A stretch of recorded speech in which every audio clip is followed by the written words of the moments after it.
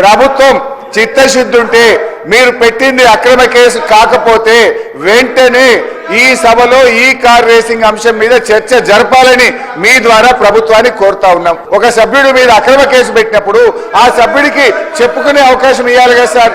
అది తప్ప ఒప్ప కేటీఆర్ గారికి మీరు అవకాశం ఇస్తే వారు మాట్లాడితే మీకు ప్రభుత్వానికి రాష్ట్ర ప్రజలకు కూడా ఒక క్లారిటీ వచ్చేటువంటి అవకాశం ఉంటుంది. అధ్యక్ష, సీనియర్ శాసనసభ్యులు హరీష్ రావు గారు గవర్నర్ గారు అనుమతి ఇచ్చిన తర్వాత ఏసీబీ టేకప్ చేసిన తర్వాత హౌస్లో చర్చించే అంశమే ఉత్పన్నం కాదు సార్.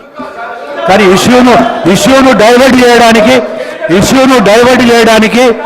హౌస్లో అని చెప్పి పబ్లిక్లో ఒక కన్ఫ్యూజన్ క్రియేట్ చేయడానికి చేసే ప్రయత్నమే కానీ ఇది చట్టబద్ధత కాదు. ఒకసారి కేసు ఏసీబీ పోయిన తర్వాత గవర్నర్ గారు అనుమతి ఇచ్చిన తర్వాత శాసనసభలో చర్చించే అంశమే రాదు అని చెప్పి మీ ద్వారా సభ్యులకు నేను రిక్వెస్ట్ చేస్తున్నాను సార్.